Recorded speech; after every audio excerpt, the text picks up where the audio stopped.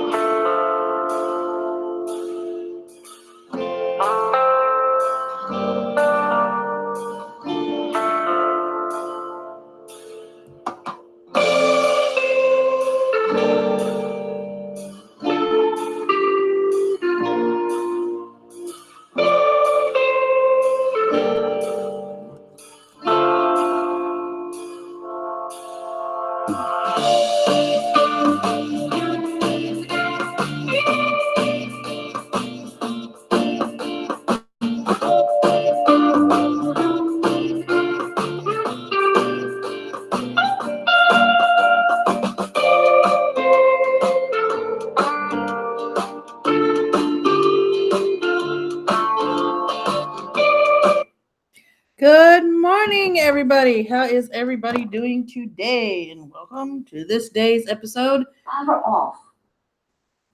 Of my Bluetooth speakers hang power off and the morning brew. For those of you that were here early, you got to see the show. That wonderful idiot calling me a retard and a mental patient. Wasn't that nice? Well, he won't be on here anymore because I've hidden him from the channel. Because if you're too stupid to read the screen to see what's going on and realize it's a waiting room with a video of me playing with my dog so people can be entertained with something other than just music playing, then you're the idiot, not me. Just saying.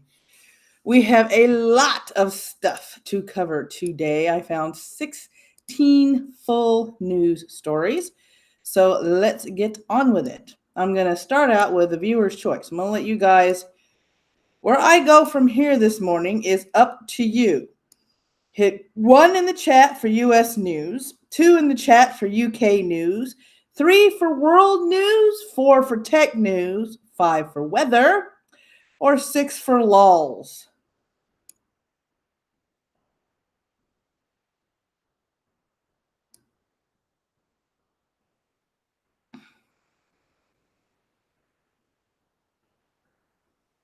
So we have all sorts of stuff this morning going on.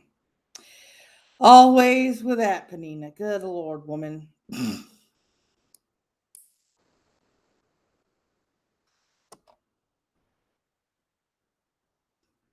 nobody votes, we'll just start with the U.S. news and work our way down.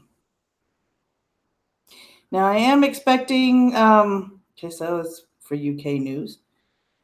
It's 1 for UK news. I am expecting a delivery, so if you hear a knock on the door and, momentary silence or a rumbling of a door or whatever, I'm waiting for my breakfast to show up because I was too lazy to cook it. Well, too busy eating the show together this morning to cook it. That would be more accurate. 5:69. Jesus, Panina, really? All right, so we're going to start with UK news. What is on everybody's mind this morning? It sure isn't the lady with the metal straw. It's Tommy Robinson. Dun, dun, dun. As soon as this loads, because my computer is slower than Christmas, we will get started. Tommy Robinson jailed for 9 months for contempt of court over social media video. Tommy Robinson has been jailed for 9 months, but will serve just 10 weeks after being found in contempt of court for broadcasting a video on social media which featured defendants in a criminal trial.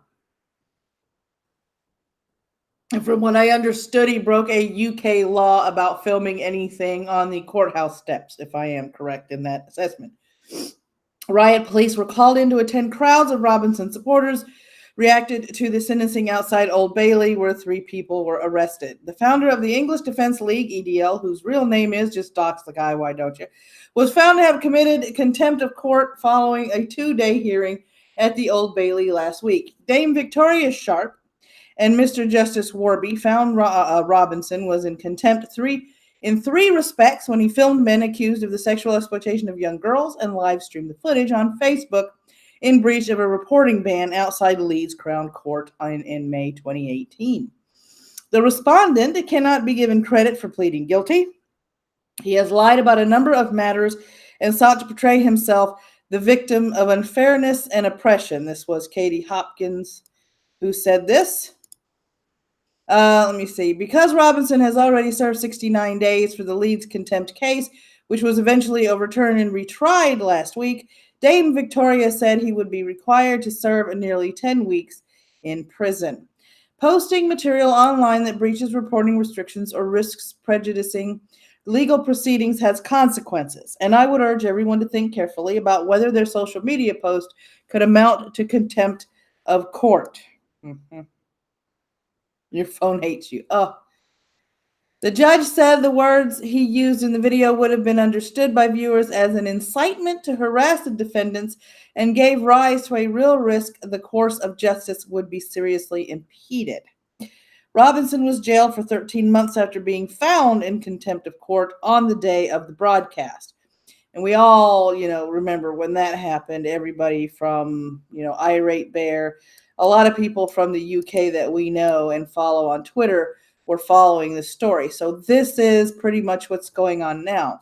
The problem is, depending on where they put him, he may not make it out. Is he 10 weeks? Because remember, last time he was there, one of the previous times that he had been jailed, he was attacked by the Muslim people that were already in the jail because they don't like him, if I remember correctly. Because, he basically, a lot of his stuff revolves around the radical Islam stuff and reporting on Islamic attacks, which is apparently a really big no-no because, hashtag all Muslims are peaceful. I roll. Sarcasm present. All right, next story today. Metal drinking straw fatally impales woman through her eye after fall. Ouch. A retired jockey died. My phone is going all kinds of off. Oh, okay. My delivery's almost here. Cool. All right. A retired jockey died when she fell onto an eco-friendly metal drinking straw, which impaled her eye, an inquest heard. Elena Struthers Gardner, 60, who was known as Lena, suffered brain injuries in the accident at her home in Broadstone, England. Hi, ghost dog. She was carrying a mason jar-style drinking glass with a screw-top lid in her kitchen when she collapsed. The 10-inch stainless steel straw entered her left eye socket and pierced her brain. Her death has led to a coroner warning that metal drinking straws should never be used with a lid that fixes them in place, and great care should be taken while using them. Next highlighted passage over here would be the cause of death was a traumatic brain injury. Recording a conclusion of accidental death, Assistant Coroner Brendan Allen said, clearly, great care should be taken when using these metal straws. There is no give in them at all. No shit, they're metal. If someone does fall on one, it is pointed in the wrong direction. Serious injury can occur. Well, as illustrated with the lady who impaled herself in the eyeball. Ouch. It seems to me these metal straws should not be used with any form of lid that holds them in place. Well, that should be common sense, but it seems the main problem here is if the lid hadn't been in place, the straw would have moved away, or it probably would have been in, somewhere along the side to begin with. So, yeah. It's wonderful when, you live in a world where, common sense is literally becoming an endangered species. So, yeah, there's that. Okay, third story out of the UK before we get to Boris Johnson. Firefighters tackling blaze at Warner Brothers UK studios at Leavesden. Firefighters continue to tackle a major fire at Warner Brothers Studios Leavesden that broke out Wednesday night. Police have closed a local road to allow firefighters to run a hose from a local canal, and additional fire trucks were called in Thursday morning to join the 15 already battling the blaze. The fire is on a soundstage that was not being used, local authorities confirmed to Variety. There were no injuries reported. Productions underway at Leavesden were unaffected. Leavesden was the base for the Harry Potter movies. It is now home to the popular Harry Potter studio tour, which is unaffected by the fire. Fire and rescue service were called to reports of a fire at Warner Brothers Studios in Leavesden in Hertfordshire. I don't know which way you would put that. At 11:29 p.m. on Wednesday, 10 July, the local council said in a statement. 15 fire engines plus support vehicles are currently in attendance at the scene, and crews are tackling a fire in one of the stages there. 3 more fire trucks were added Thursday morning. I think that's my delivery. Yep. I'm waiting on a door knock. 3 more fire trucks were added Thursday morning. So you've got a fire at WB over there in the UK, the UK-based part of the Warner Brothers lot. So, yeah, it must be one hell of a blaze. I wish they would have released a picture, but they only showed the picture of the actual studio before the blaze. So, all right, here we go. The ongoing saga.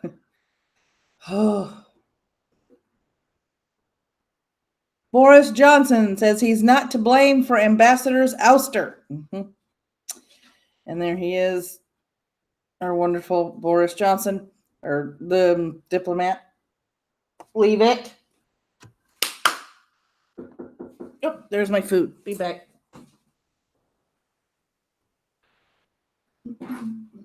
Just one moment.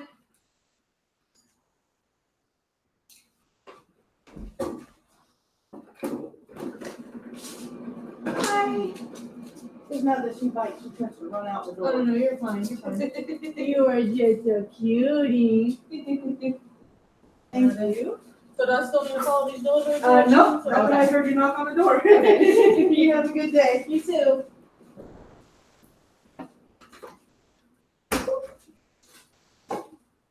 I know, right? All right, now we put the food. That's my food. You had breakfast already. My breakfast is going to be cold by the time I eat it, but that's my food, not yours. That thing keeps buzzing like nobody's business. So, before we continue with this story, let's see who all is in the chat. Yes, food. We have a Draconith. We have a Green Thunder Demighty. We have a Panina. We are Arsenal. Good morning. And we have a Ghost Dog as well. So thank you very much to everybody that has come to see my little show. And for those of you that are wondering why it's not as great as it used to be with the OBS layout, it's because when I left the Roach Trap, which was the last place we were living in, somebody decided to steal my streaming rig. So I don't have one. So I am doing it back the ghetto way, which is presenting my screen so you guys can see what's going on. Hey! That's my food, not yours. You ate. Don't make me fight you. That's my breakfast. Boris Johnson, the man likely to become UK Prime Minister within weeks on Thursday, denied playing any role in the departure of Britain's ambassador to Washington, who quit after coming under attack from President Donald Trump.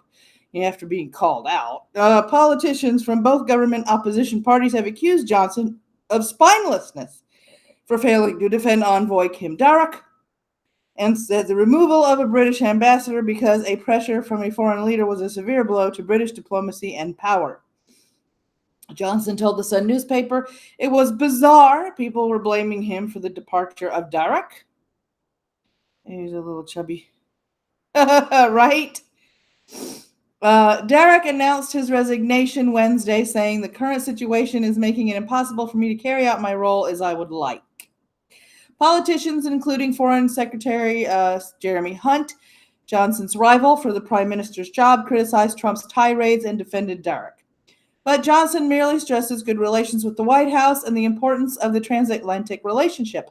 Darroch resigned hours after Johnson made those comments. I can't believe they're trying to blame me for this, Johnson said. Johnson told The Sun, I'm a great supporter of Kim's. I worked very well with him for years, and maybe you should have said something. Johnson is the strong favorite to win a conservative leadership contest and succeed May as party leader and prime minister. He's widely expected to defeat Hunt in a ballot out of about 160,000 party members.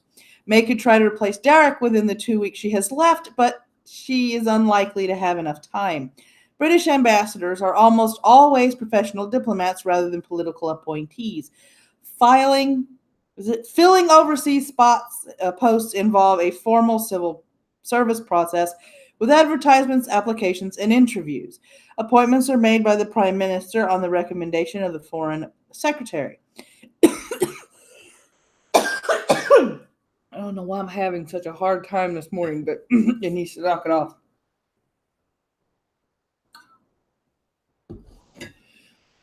It is not unusual. It's unusual, but not unknown for non-diplomats to become ambassadors. And some have suggested Johnson, as a prime minister, might appoint someone seen as strongly pro-Brexit and friendly to Trump, which wouldn't be May.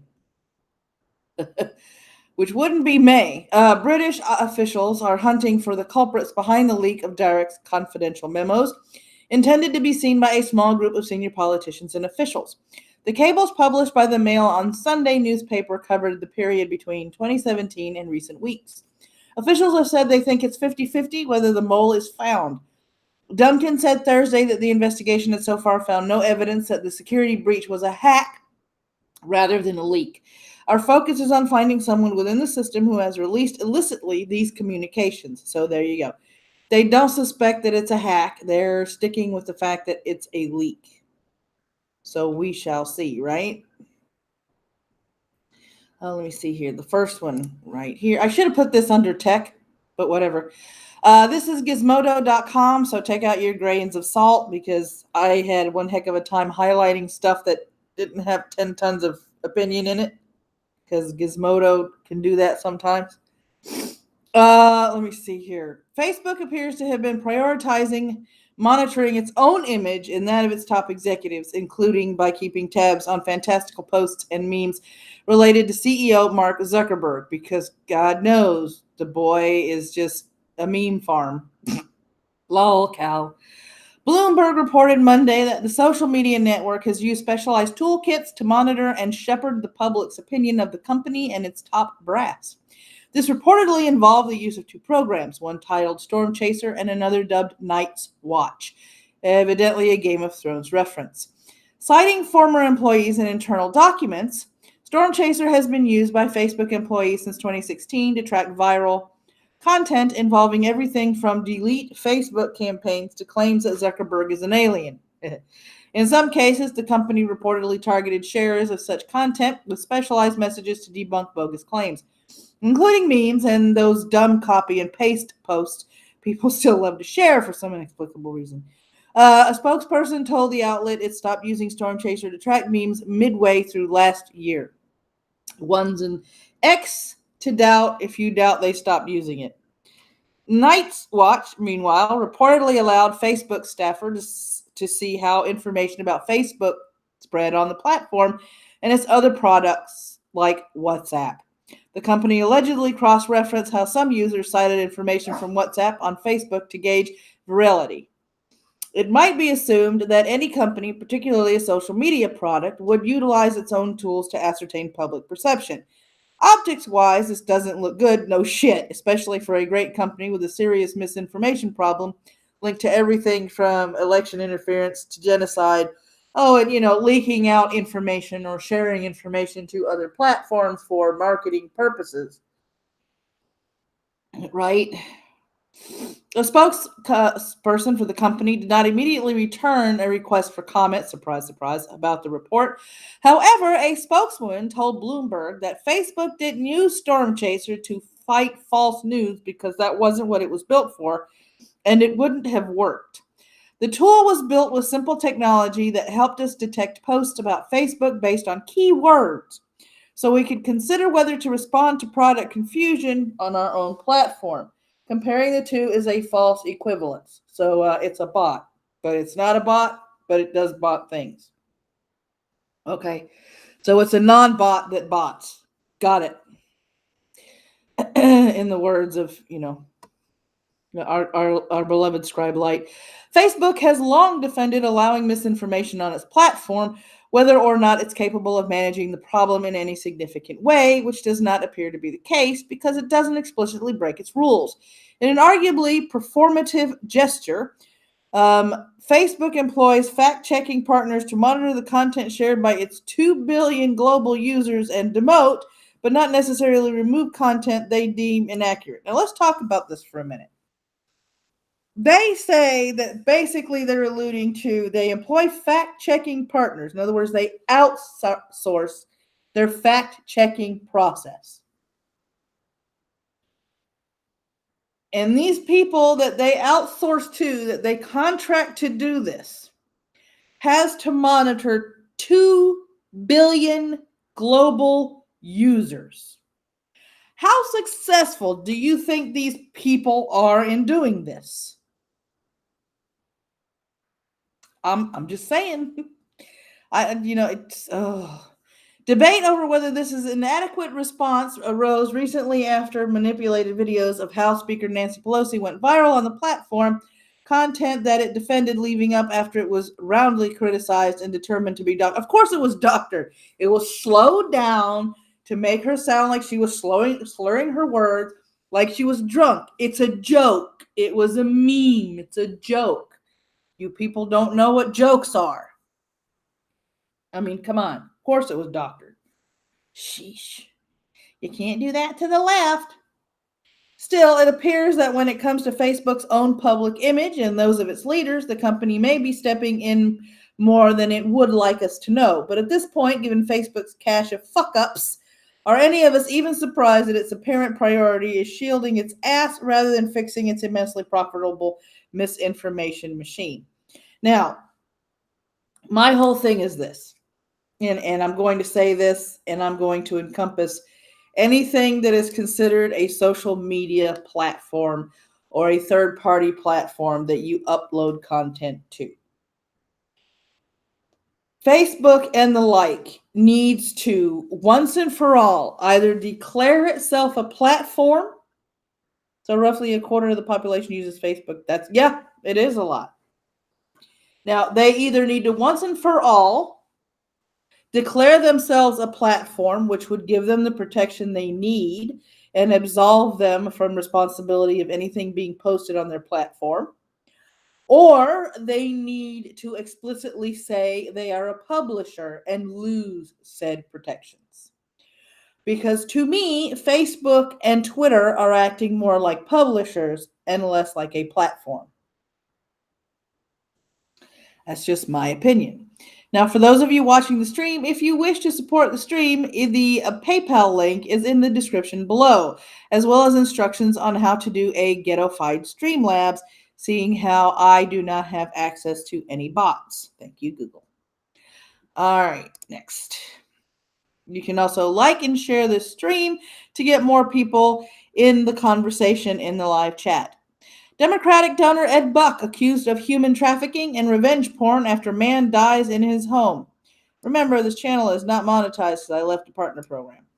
Prominent political activist Ed Buck is facing new legal troubles as the mother of a man who died in his home has filed an amended civil suit accusing Buck of human trafficking and engaging in revenge porn, CBS Los Angeles reports. The new amendment is about making sure no box is left unchecked when it comes to all of the crimes that Ed Buck has committed.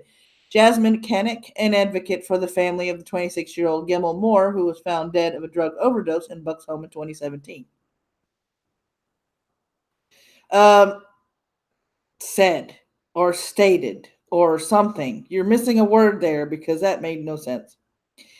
Now attorneys for Moore's mother have filed an amendment to that lawsuit. It accuses Buck of human trafficking and engaging in revenge porn by making and sharing a video of his alleged meth-fueled sexual encounters with Moore. Information we received from other victims of Ed Buck that Ed Buck loves to take pictures of these young men, loves to take videos of them in their inebriated state, Kennick said. The amended complaint alleges that Buck regularly solicits sex from black men in exchange for temporary housing and or monetary compensation. Gemmel Moore at the time was 26 years old, and Ed Buck flew him here from Texas, Kennick said, and within 24 hours he died of a crystal meth overdose. Attorneys for Buck said in a statement they plan on fighting these allegations vigorously in court. Surprise, surprise. In January of this year, a second man died in Buck's apartment. Authorities ruled 55-year-old Timothy Dean died of an accidental meth overdose.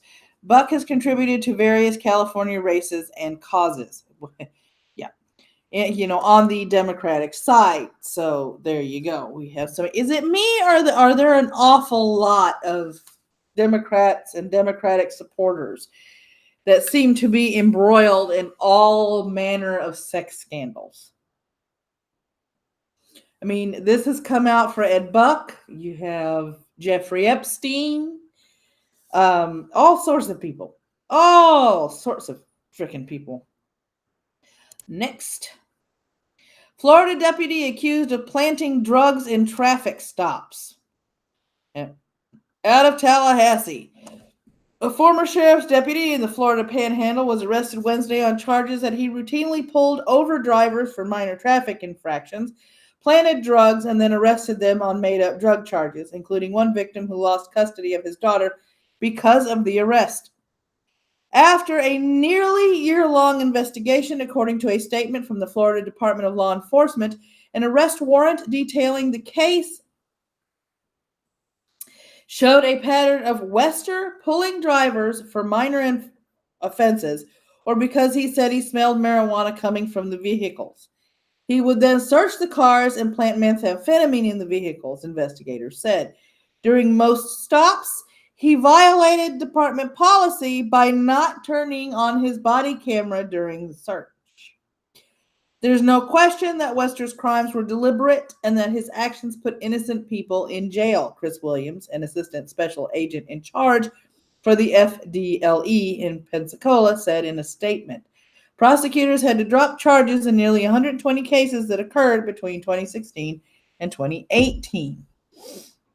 Wester faces felony charges of racketeering, official misconduct, fabricating evidence, possession of a controlled substance, and false imprisonment. He also faces misdemeanor charges of perjury, possession of a controlled substance, and possession of drug paraphernalia. All around great guy. Benjamin Bowling, who was a passenger in one of the cars Webster pulled over, was arrested and charged with possessing methamphetamine on October 2017. Florida's Child Welfare Agency had recently awarded Bowling custody of his daughter after being released from prison on a DUI conviction. One of the conditions of his release was to be routinely tested for drugs, according to the arrest warrant. After his arrest, he took another drug test and it was negative.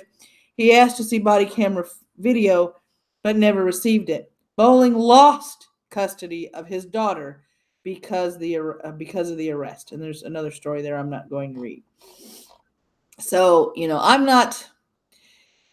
I read these stories to highlight that there are two types of officers in this world. There are the officers that see what they do as a calling to serve and protect the people in their communities. And then there are assholes like this who are doing this for some sort of clout within the precinct, I guess, to get some sort of commendation. Body cams to me are a good idea, except that to me, the body cam should not be in the control of the law enforcement officer. The body cam should be programmed to the point where there should be a base receiver in the car that transmits to the body cam to keep the body cam off. And then the body cam should automatically turn on when it is apparent that the officer is a few feet from the car, like when he's getting out of the car.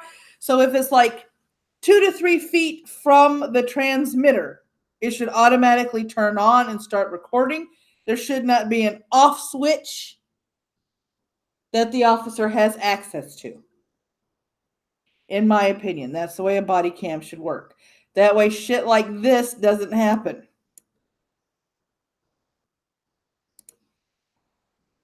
All right. Now, you guys, how many of you type ones in the chat? If you remember the case, I believe it was last year or the year before, of the girl whose boyfriend died, and it was discovered that through texts and communications, she was basically telling him to kill himself. One's in the chat if you remember that, because she's back.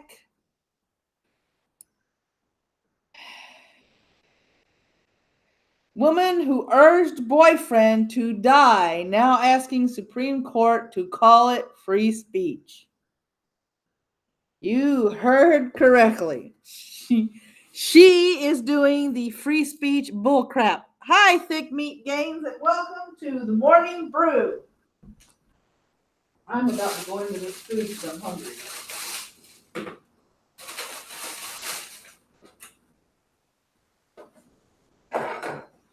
Let me get one of these pieces of sausage. No, ma'am. My food. You already ate.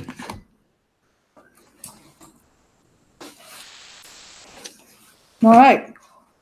Yep, you're reading that correctly. In the many text messages exchanged by Michelle Carter and her suicidal boyfriend, as they strain to understand the worst pain and discuss the best ways to die, one observation stands out for its recognition of all the two teenagers could not fathom. 5 years later, Carter, now 22, is seeking answers from the nation's top court. In a petition for Supreme Court review filed Monday, lawyers for the young woman are asking the justices to vacate Carter's conviction for involuntary manslaughter in the July 14th death of Roy, who poisoned himself with carbon monoxide in a Kmart parking lot in Fairhaven, Massachusetts, after exchanging text messages and speaking twice on the phone with Carter on that summer day. Calling her conviction unprecedented, the petition points to decisions in other states invalidating findings of culpability in cases of assisted suicide and cyberstalking. It claims that Carter's right to free speech under the First Amendment shields her from criminal responsibility because her involvement was limited to words alone.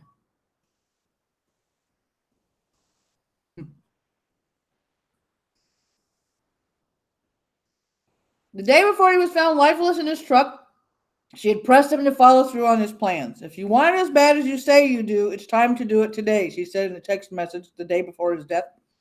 I love you, she told him repeatedly, and he returned the words. As his truck filled with fumes and he stepped outside, apparently having second thoughts, she instructed him to return to the vehicle, according to the juvenile court judge who convicted her of involuntary manslaughter in a non-jury trial in 2017. The judge, Lawrence Moniz of Bristol County, reasoned that her virtual presence made her responsible for her boyfriend's death. He later handed her a 15-month jail term.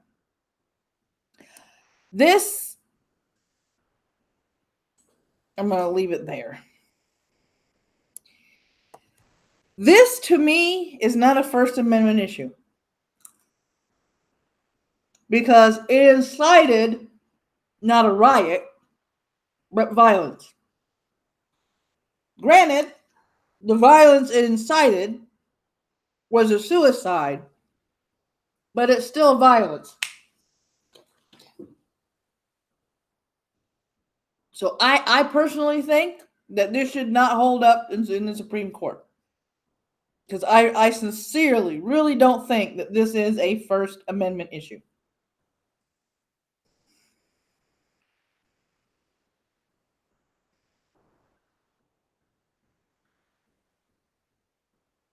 I love free speech, but there are some things that aren't covered by free speech, such as yelling fire in a crowded theater, and I would count this as something similar. Yep, I know Green Thunder divided me too. I completely agree. Now, let's go on to some fuckery. Man giving away used glasses to homeless, told to stop breaking the law. Out of Louisville, Kentucky. Kentucky man who's been handing out used glasses to the homeless and underserved communities around the world for 3 decades has been forced to stop providing the service in his state. Holland Kendall said he's provided more than 700,000 used eyeglasses to people who cannot afford them in 79 countries. In 2003, he created the nonprofit Kendall Optometry Ministry Incorporated as part of an extension of Fern Creek Baptist Church in Louisville. Kendall currently has more than 4,400 used glasses in stock from the Lions Club, several churches, and other organizations. He said they are automatically selected by a computer program that he wrote. It is a little device the size of a video camera called Retro Max, he told Wave. We measure a person's eyes with that unit, and in less than a minute, we have that person's prescription. Kendall said, if I get someone that's within 90% of the prescription, then they will be able to see. But that's not good enough for the Kentucky Optometry Board, which has stopped him from providing glasses in Kentucky. Kendall said that he has an optometrist on his board, but he's not local nor hands-on, so for now the glasses are only being shipped out of the country. We are not trying to hurt anybody. If we thought this ministry was harming anybody, we would never do it. So here you have the case of a pretty decent idea, I would say, in concept, running afoul of the law. Now, if you're homeless, obviously you can't afford a prescription, anything, let alone glasses. I personally don't see an issue with this. But I can see how some people would argue that coming within 90% of the prescription isn't good enough because unless the prescription is 100% matched, it can still do harm to the person's vision.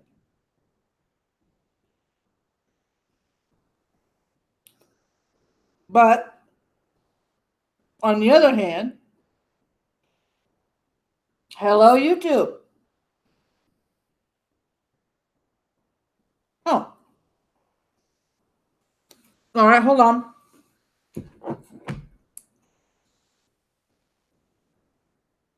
That should have broke over my phone. Mm-hmm.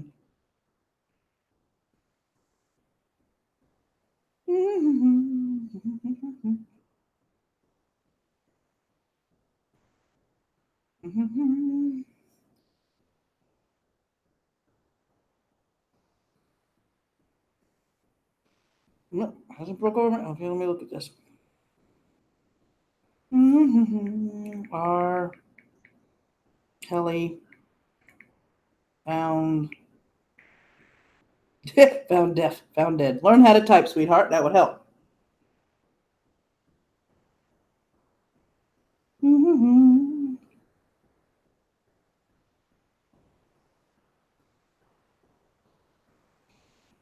Okay, keep going. All right, I'm going to open up this browser window over here. You guys have seen my Twitter before, no biggie. All right, here we go. Let's see here. Okay, I got my Wi-Fi on. Coming over here, we're going to come over here. I'm going to share my screen on my phone, and we're going to see if we can find anything having to do with this together. Let me snap this so I can see what's going on in chat. Because so far, I haven't been able to find anything. Okay, 192. Thank you. That's 4. Right. Okay. Start mirroring. Start now. All right. So, let me see here. That's the mirroring program. Found dead. Let's add to those search parameters. In hotel. Arrest facts. Accused of giving that's 2018. Let's talk about, okay. That's Facebook. Okay. Being held hostage. Timeline of life and career. Wait a minute. Excuse me. Okay. News. Let's go directly to the news. Kanye West, Beyonce, 1 week ago, 2 hours ago. No, that's The Verge. Yeah, well, luckily for you, I back shit up, so it's not much of a trolling, and I'm showing everybody that you're trolling the chat, so congratulations. You brought non-news to a news stream, so that is a non-news story. Congrats.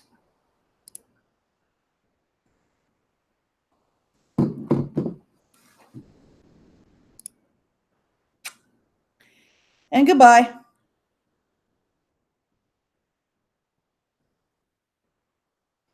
All right, let's see here. So yeah, that happened over here with the glasses. Do do do do do do do. I ain't got time for shit like that. Seriously. Close. Thank you. I hate when my computer does not react as fast as I would like it to. Go away. Thank you. All right, here we go.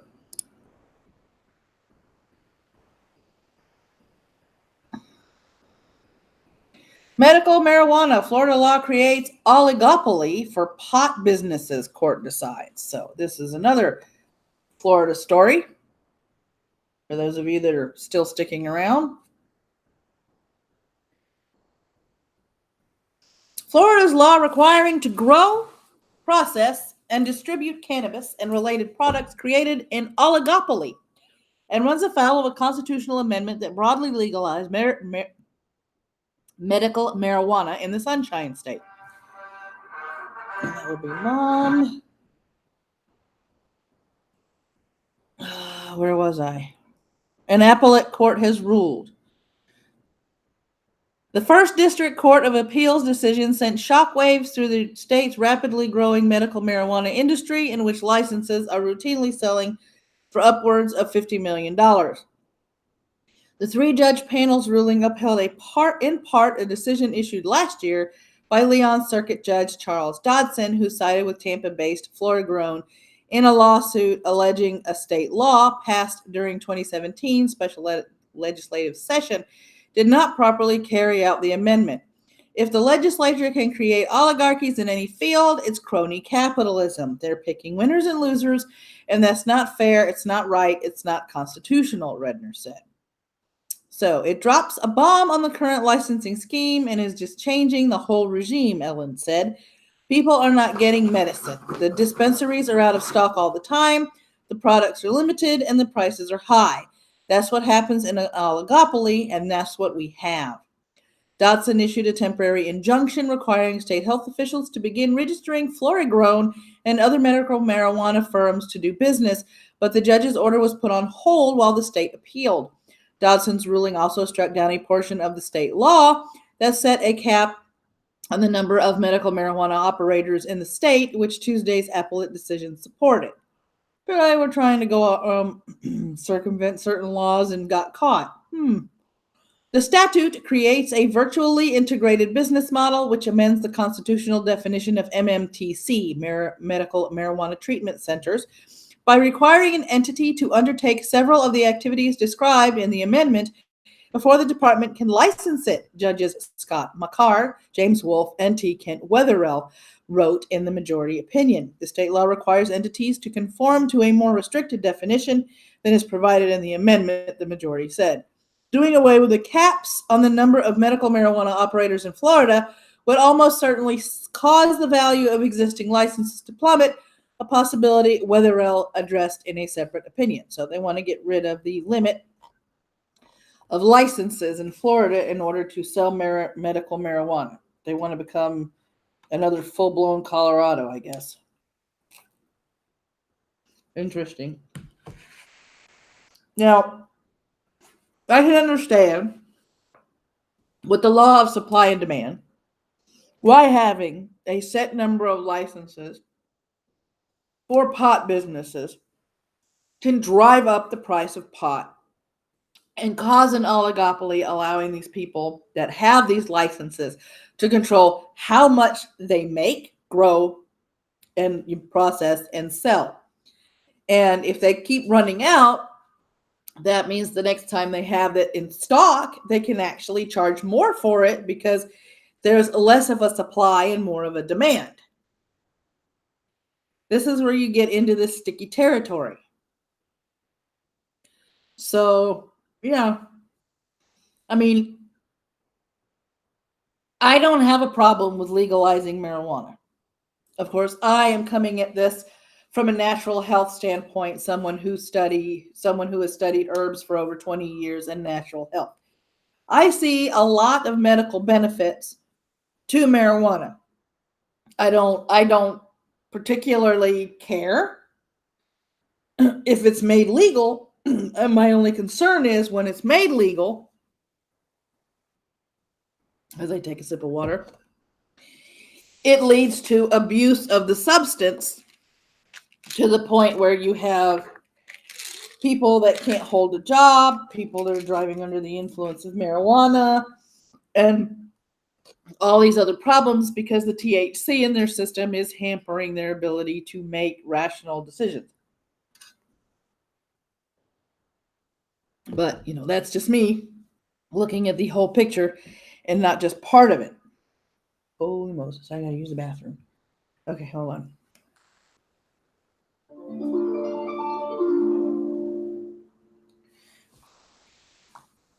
I have got to use the bathroom, guys. Bluetooth mode. Yeah, no. I will be right back.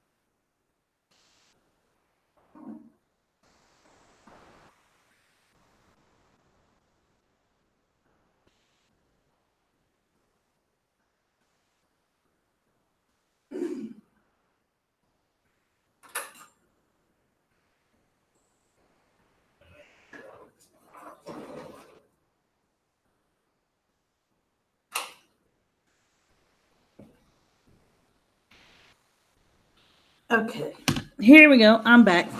I am back. Let's see how many people I have watching. I have. Where are you? Oh, I got to pull you up. There we go. 7. Oh, well, hello, 7 people that are watching my stream. Well, 6 when you take me away. No, their dude tried to troll me, so that was I deleted the messages and timed him out. So yeah, that was me. That wasn't YouTube. That was me. The account's name is YouTube.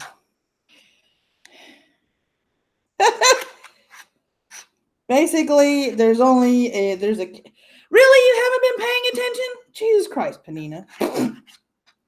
Apparently, there's a cap on the licenses in Florida, and that creates an oligopoly, and which means it puts the power of pricing and manufacturing in the hands of a few, which is against the Florida Constitution. So there you have the short of it. If you wish to read a little bit more about it, there you go. All right, so I think that covers all the U.S. news. Yep, it sure does. All right, so yeah, I know you're at work. I'm just picking on you. All right, in world news, before we get to the medical and tech news, North Korea calls South Korea's F-35 jet purchases extremely dangerous action. Out of Seoul and Reuters. South Korea's acquisition of American F-35 stealth fighter jets will force North Korea to develop and test special armaments to destroy the new weapons, North Korea's state media said on Thursday, citing a government researcher, because that's not at all paranoid.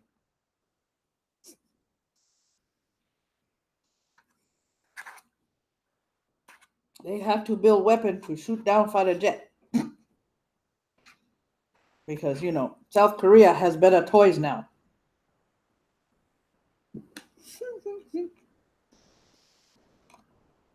It's a short story, which is why I haven't highlighted anything. So here we go.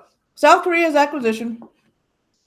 South Korean authorities are impudent and pitiful for talking loudly about reconciliation and cooperation between the North and the South while buying more weapons from the United States, an unnamed policy research director at the Institute for American Studies of North Korea's Ministry of Foreign Affairs said in a statement carried by state news agency KCNA. No. Have not heard about that. See here. That is the longest. These people do not believe in short titles. Because that is a mouthful. American Studies of North Korea's Ministry of Foreign Affairs. You couldn't have shortened that up a bit? I'm sure you could have if you tried hard enough.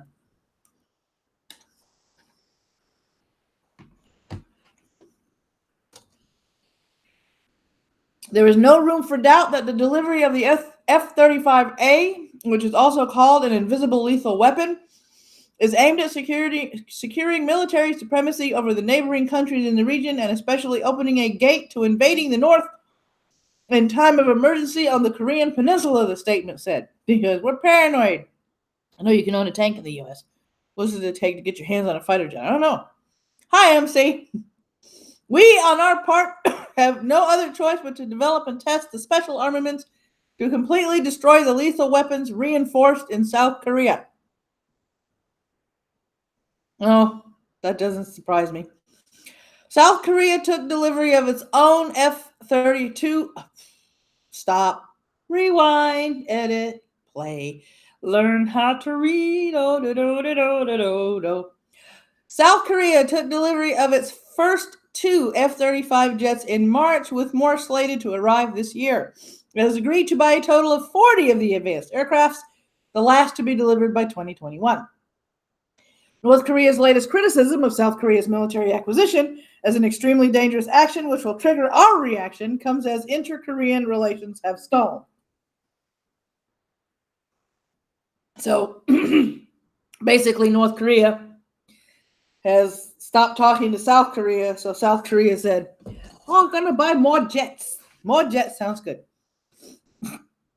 South Korea leader Moon Jae-in was left on the sidelines of a meeting between North Korean leader Kim Jong-un and United States President Donald Trump at the inter-Korean border in June, and there have been few signs that relations have improved. The South Korean authorities had better come to their senses before it is too late, shattering the preposterous illusions that an opportunity would come before improved inter-Korean relations if they follow in the footsteps of the United States, the statement said. So there's where we're at so far with the whole Korea thing. It's going to be a mess until they resolve shit. Now,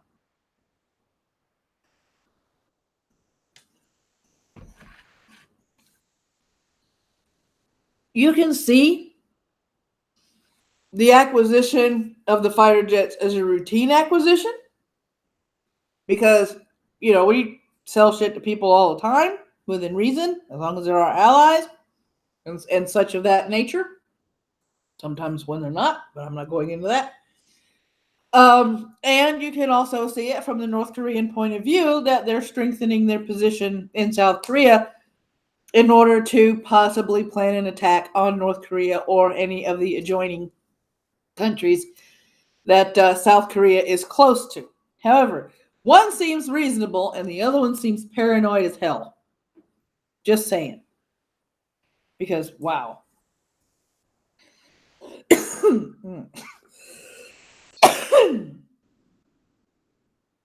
Something got stuck in my throat. Agent Penis and Seamus Derby. Welcome, welcome, welcome. It's all good here. Drive my like and be off. I am needed elsewhere. Okay. So next. At Vatican, empty tombs add new twist to missing girl mystery. Read right. Vatican City, Reuters. The Vatican opened 2 tombs on Thursday to see if the body of a girl missing since 1983 was hidden there, and ran into a new mystery when nothing was found. Not even the bones of 2 19th century princesses supposed to be buried there. Experts were looking for the remains of Emanuela Orlandi, the daughter of a Vatican clerk who failed to return home following a music lesson in Rome. Her disappearance has been the subject of wild speculation in the Italian media for years. Officials were expecting to find at least the bones of Princess Sophie von Hohenlohe, who died in 1836, and Princess Carlotta Frederica of Mecklenburg, who died in 1840. But there was no trace of either. The result of the search was negative. No human remains or funeral urns were found, Vatican spokesman Alessandro Ghisotti said. Ghisotti said that the Vatican would now examine records, structural work done in the cemetery at the end of the 19th century and again about 60 years ago to see if they could shed any light on the new mystery. Princess Sophie's tomb led to a large empty underground room and no human remains were found in Princess Carlotta's tomb, he said. Theories about Orlandi's disappearance have run the gamut from an attempt to secure freedom from Mehmet Ali Agca, the Turk jailed in 1981 for trying to assassinate Pope John Paul II, to a connection to the grave of Enrico de Pettis, a mobster buried in Rome Basilica. His tomb was opened in 2012, but nothing was revealed. Last year, bones found during groundwork at the Vatican Embassy in Rome sparked a media frenzy suggesting they might belong to Orlandi or to Mirella Gregori, another teenager who disappeared the same year.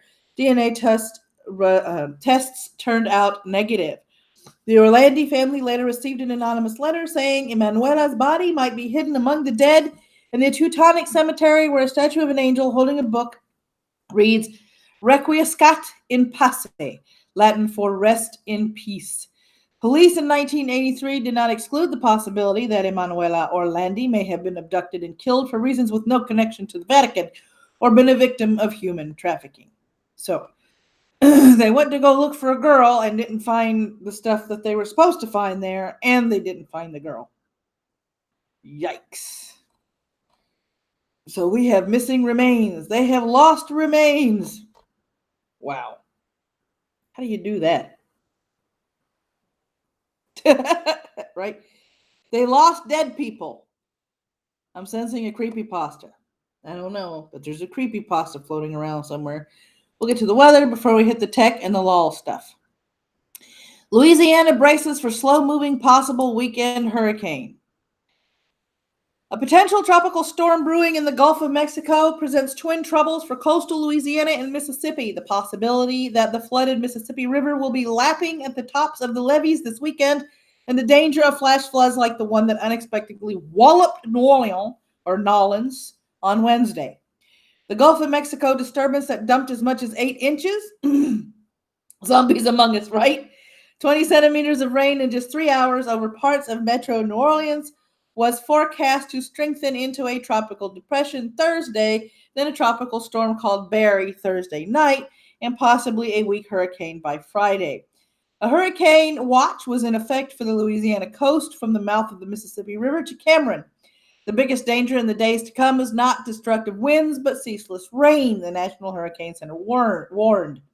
The slow movement of the system will result in a long-duration, heavy rainfall threat along the central Gulf Coast and inland through the lower Mississippi Valley through the weekend and potentially into next week. Right? Yeah, there's some pictures of the flood right there. Like, hello. Yep. Forecasters said Louisiana could see up to 12 inches, 30 centimeters of rain by Monday, with isolated areas receiving as much as 18 inches or 46 centimeters. And the storm surge at the mouth of the Mississippi could also mean a river that's been running high for months will rise even higher. Southeastern Texas was also at risk of torrential rains. Nolans got an early taste Wednesday of what might be in store. News outlets said a tornado may have been responsible for wind damage to one home, while floodwaters invaded some downtown hotels and businesses as streets became small rivers that accommodated kayakers. The floods paralyzed rush hour traffic and stalled cars around the city. So that is what's happening at the major weather event. That is happening. You live in a swamp with areas below sea level. What can happen? Exactly. Exactly. To me, I don't mind visiting there, taking in the people, going to a couple of festivals, having a good time. But I'm not going to live below sea level. No. Sorry. Not me. Not below sea level. All right. First tech story for today. And I put this under tech instead of US because it deals with social media. So here we go. Trump's social media summit brings fringe voices to White House. And they called them fringe. There's another article floating out there calling them alt-right. The White House is holding a closed-door social media summit on Thursday that's short on social media companies and long on fringe conservative voices that back up President Donald Trump's claims of being silenced online. There you go. Morning and welcome, Jake, and no name required.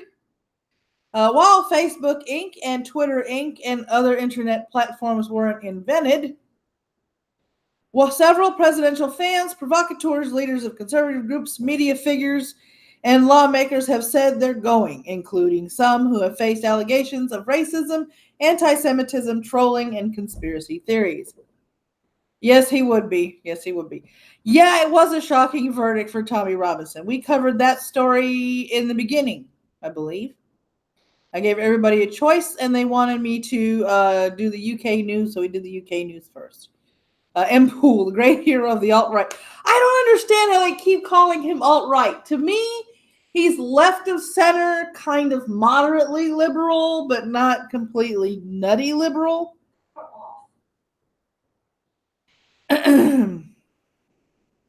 Let's see, but the confirmed attendees are primarily conservative tech critics who echo Trump's own complaints that social media systematically silences conservative voices, which it does. The president has repeatedly accused large technology platforms such as Twitter, Facebook, and Alphabet Inc.'s Google of anti-conservative bias with little evidence. Oh, there's evidence. You look, there's evidence. In May, the administration posted a form urging people to report potential political censorship by the social media companies, which White House spokesperson Judge Deere said on Wednesday got thousands of responses, The forum is now defunct. In other words, they got the information they wanted. They closed the forum, and they discontinued the forum. I wonder how many reports they got through that forum. Thousands of responses. I would like to know how many thousands. I would love to know how many thousands. I don't think there's going to be a serious policy matter as discussed, said Ethan Porter, a professor at George Washington University who has studied the political role of media in the Trump era. It looks like a theatrical gathering at the White House, a venting session for conservative media stars, he said. Bill Mitchell, who's the QAnon guy, the pro-Trump meme dude known as Carpe Donktum, because he's been retweeted by the president. Brent Bosel, who heads an organization devoted to exposing alleged liberal media bias. I love how they do this. Alleged media liberal bias. Now, it's very easy this day and age to prove that the mainstream media and most, if not all, social platforms are silencing a certain group of people. Okay? It's not hard to prove. If you do enough digging, you will find enough evidence and enough instances to build one hell of a case against these social media platforms to prove that they are silencing a certain group of people. Now, when I say a certain group of people, I am not saying completely conservative people, because they're also silencing center-right, some centrist voices. So anything that is not far left liberal,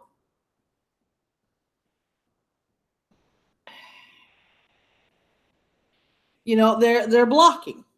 Once compared President Barack Obama to a skinny ghetto crackhead. Lovely. Try making males have penises, females have vaginas on Twitter, and see what happens. Yeah, I know. That's one of the reasons that Traname got banned off Twitter. The conservative nonprofit Project Veritas was used as undercover sting operations in an attempt to expose wrongdoing, said founder James O'Keefe would be there. Senator Marsha Blackburn, a Tennessee Republican and frequent Google critic, is scheduled to attend, as is the Republican Representative Matt Gaetz of Florida. Far-left globalist corporate liberal. Yeah. Let me see. The Heritage Foundation, Turning Point USA will be there.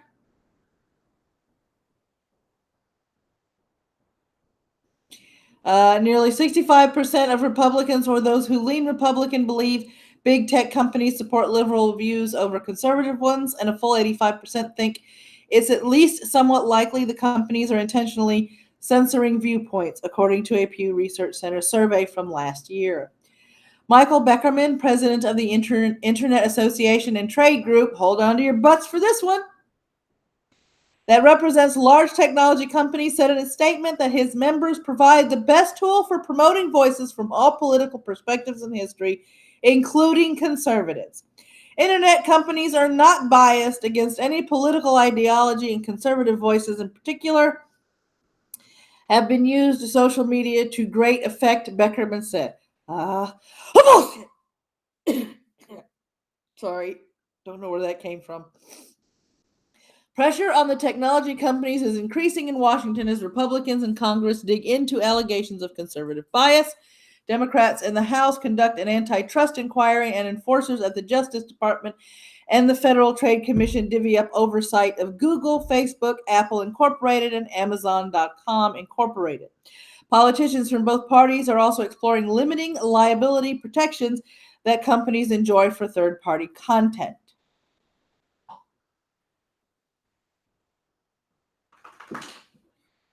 Okay, welcome to my chat. John's enough.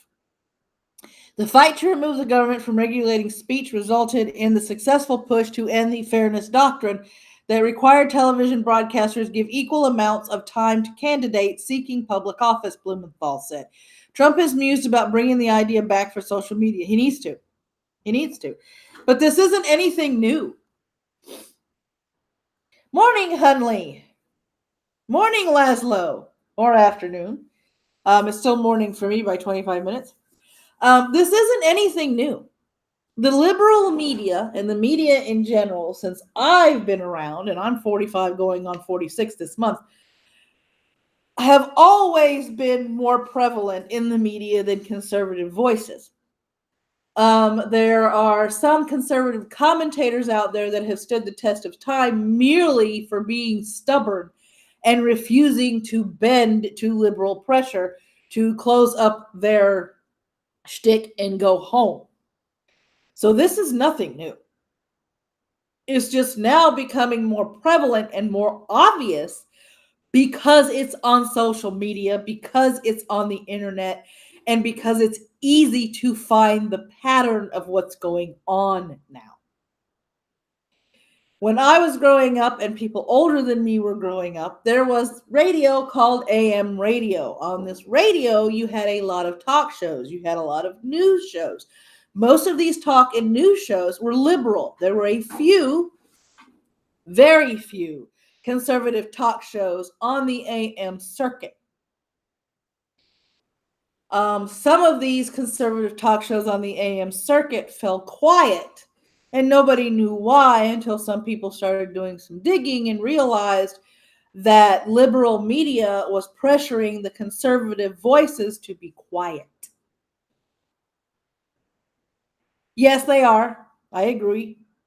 There are very few conservative commentators, and they are all self-righteous and arrogant. Yeah, I know. Yeah. Though, unfortunately, those are the ones that are left. Because the ones that have any integrity, the ones that are truly objective, got forced out. All right, here we go. Tech 2. And this is the last story of the day, I think.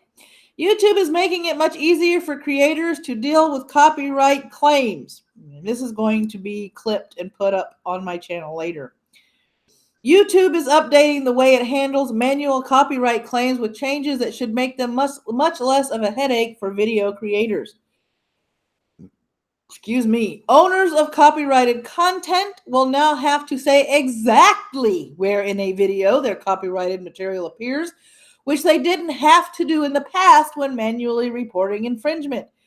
That'll allow creators to easily verify whether or not a claim is legitimate and then edit out the content if they don't want to deal with the repercussions, like losing revenue or having the video taken down. Copyright owners didn't have to say where infringing content appeared when making a manual claim. That's been the source of much frustration for creators who would find themselves searching through lengthy videos to determine exactly what part was even at issue. With this change, the whole system will be a lot clearer and should operate much smoother.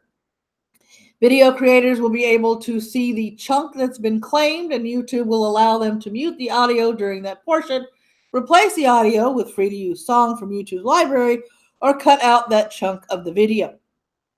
While copyright claim might be obvious if a YouTuber used a popular song as a soundtrack or played a clip of a movie, it's often not that simple. YouTubers have complained about being served copyright claims over snippets of songs, sometimes just seconds long, that have been played behind them in a store they were in, or other YouTubers have been unaware of laws protecting musical covers, which can still receive claims.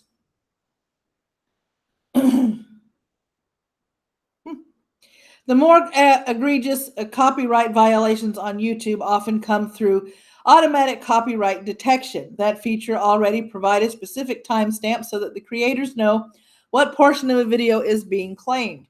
Because of that, manual claims have been more likely to be used in edge cases that couldn't be automatically detected and then lacked clarity in what they were actually about. YouTube CEO Susan Wojcicki, said the changes were coming earlier this year. We are exploiting. That was a slip. We are exploring improvements and striking the right balance between copyright owners and creators, she wrote in April. So yeah, this has been, they're just now telling everybody that this is implemented. This still doesn't solve all the problems video creators have had with copyright claims on YouTube. YouTube is incentivized by law to work with copyright owners once it's received a claim, which puts video creators at a disadvantage when they try to prove fair use. It can make it hard for YouTubers to make educational content that involves breaking down songs or movies, since they risk the videos being taken down or having a portion of their revenue shared with the copyright owner they're sampling from. Hunley, hang on, is it just me? Hi, you're coming just about with the last 20 minutes to go, memes. Hang on, is it just me or because I've had these features active for a few months, I recently had to deal with the copyright line and they automatically allowed me to mute and resection. Yep. Chances are they've had this implemented in a silent kind of stealthy sort of rollout for months and then they're now allowing people to report on it. So yeah, I wouldn't be the least bit surprised. Okay, and in LOL news, I'm sure this has been floating around. Suspect passes gas so loudly, law enforcement is able to locate his hiding place. I wonder what the hell he ate. Liberty, Missouri. Law enforcement in the Northland relied on some basic senses over the weekend to help them track down an alleged criminal. Spokesperson for the Clay County Sheriff's Office posted a photo on Facebook of the search and added that while officials were searching, the person passed gas. Loudly. So loudly, in fact, the sound gave up the suspect's hiding spot. We got to give props to Liberty PD for using their senses to sniff him out, the Sheriff's Department added. According to the Sheriff's Department, the individual was wanted for possession of a controlled substance. Don't eat beans before hiding from the cops. Thanks for your work, Maddie. I cited your video as a source for mine yesterday. Oh, thank you. Thank you very much. Thunderbutt. Yeah, exactly. He must have ate one hell of a damn bean fest or just binged on Mexican food or something. I don't know. Lord, that was... How loud was that fart? Now, because, boy, if you're outside hiding and they hear you fart, hi, Neil, traditional Missouri bourbon and beans, or pickled eggs and beer, that might do it. That might do it.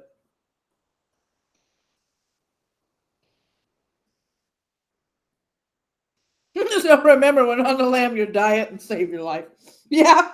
Yeah.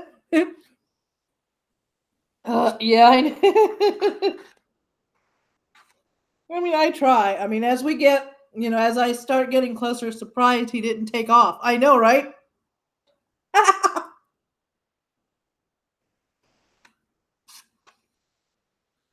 Yeah, I'm surprised. Maybe he didn't think they heard him.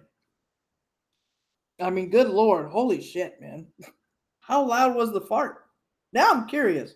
I'm genuinely curious as to how loud the fart was. Holy Moses. Well, we've gone through all 16 stories. I didn't think we'd get through them all, but we did. No, you cannot have that. You're allergic to chicken. You just finished getting over all your allergy stuff. So quit begging. Let me see if... I know I just started this thing, so I doubt there's going to be anything on here. So I'm not surprised if there won't be. So let's see what we got here. Snap it so I can see the chat. Hi. Do this. Pull it down. I got a new mouse with a trackball. I have to get used to using it. Beep, beep, beep. There we go. Beep, beep, beep, beep, beep, beep. Here we go. Let's go back to Twitter and see if there's anything on hashtag MWM News notifications. With my slow ass computer working on the you can contribute to this channel by going to the description below. Let's see here. Hashtag MWM. There we go. MWM News. There we go. I really hope they release the body cam. Yeah, right? Okay, yeah, somebody else is using it. Okay, nope. Nope. Nothing in there. So, if you guys want me to, look up anything, if there's any news stories that you guys are interested in me covering, I'm going to put the hashtag in the chat. And that is one of the ways that you can do that. Otherwise, you can DM me with a link on Twitter or DM me on Discord. If you and I share a Discord, you should be able to do that.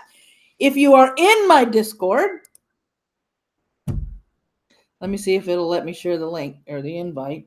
Let me see here. Oh, no, wrong one. Yay, my computer doesn't want to work. All right, well, we'll do it this way. If you wish to have an invite to my main server, please DM me on Twitter or DM me through Discord, and I can shoot you an invitation, and you can also submit news stories there. There are just a few rules, of rules in my Discord. Number one, no drama. I do not allow drama in my Discord in any way, shape, form, or fashion. If you start it there, if you bring it there, if you try to finish it there, you're gone. I do not tolerate any targeted harassment or harassment of any kind in my server. You'll be gone. My server is welcome to any and all political leanings, any all beliefs, and any and all opinions. I don't mind having conversations with people that do not agree with everything that I say. It makes it a more interesting conversation that way, and I don't mind it one bit. However, if you are constantly rude, belligerent, or anything else, you're out of the server, period. So like I said, how are we supposed to harass you then? Picking on me and harassing me are two different things. You can pick on me, but I blocked my first person on Facebook last week because he completely admitted to saying that until I, quote, post something that he deemed funny, he was going to continue to push his political stance on every one of my posts. So he was summarily blocked. Because I don't have to take that shit. And I'm not going to take that shit. Let's see here. He wants to be an asshole. He can do it somewhere else. Yep, straight Sith, you are correct. And he used to be a high school friend of mine. So yeah, there's that. He used to be a high school friend of mine. Not anymore. Let me see. What do we got? There we go. Let's do my mobile PC thing. Here we go. Let's see what we got. Doo-doo-doo. Let's see. Tropical storm. Kentucky police. A whole bunch of shit going on. Oh, by the way, COG is always streaming. Sandre has a new video out. That's Sandre the teacher. CinemaSins is everything wrong with Ride Along. PewDiePie has an announcement apparently, and Anthony Brian Logan has uploaded another video. So might as well read it since it's up on the screen. Let me see here. Wall Street banks bailing something. So we're going to open up Reuters. Wall Street bank. I cannot read all of a sudden. Wall Street banks bailing on troubled U.S. farm sector. In the wake of the U.S. housing meltdown of the late 2000s, J.P. Morgan Chase and Company hunted for new ways to expand its loan business beyond the troubled mortgage sector. Leave it! The trash hanging on the back of the door is not for you to be sniffing. The nation's largest bank found enticing new opportunities with the rural Midwest lending to U.S. farmers who had plenty of income and collateral as prices for grain and farmland surged. J.P. Morgan grew its farm loan portfolio by 76% to $1.1 billion between 2008 and 2015. According to year-end figures, as other Wall Street players piled into the sector, total U.S. farm debt is on track to rise to $427 billion this year, up from an inflation-adjusted $317 billion the decade earlier, and approaching levels seen in the 1980s farm crisis, according to the U.S. Department of Agriculture. But now, after years of falling farm income and an intensifying U.S.-China trade war, JP Morgan and other Wall Street banks are heading for the exits, according to a Reuters analysis of the farm loan holdings they reported to the Federal Deposit Insurance Corporation, or FDIC. The agricultural loan portfolios of the nation's top 30 banks fell by $3.9 billion to $18.3 billion between their peak in December 2015 and March 2019. So here's the wonderful, pretty little graphs floating on the screen right now. So yeah.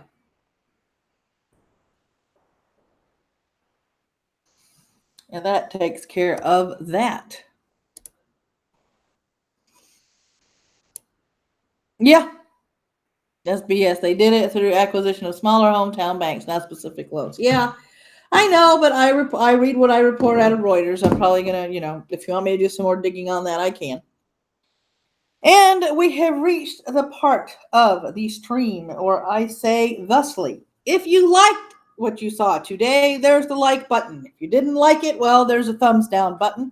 There's a subscribe button. If you haven't subscribed yet, hit that button. There's a useless bell that's about as finicky as a pregnant woman in a grocery store, but click it. It's supposed to notify you when I go live.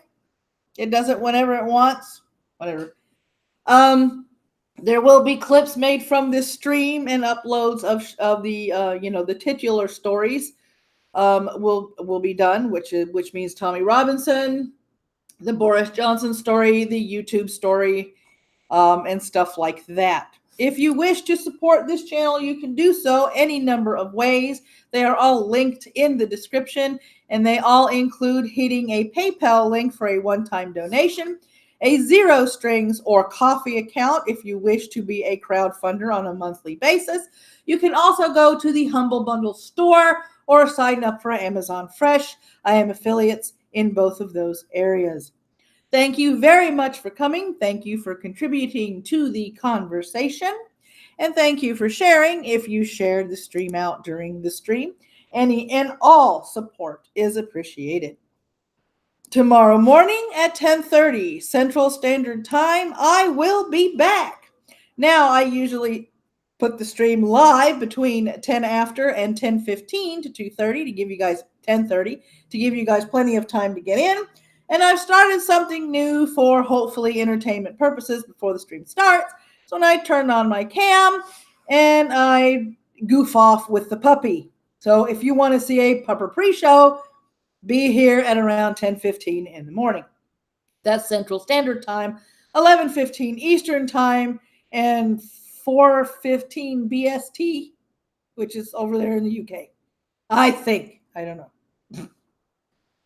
So until next time, guys, see you guys later. Take care of yourselves. Behave. And if you can't behave, well, at least be good at it, will you?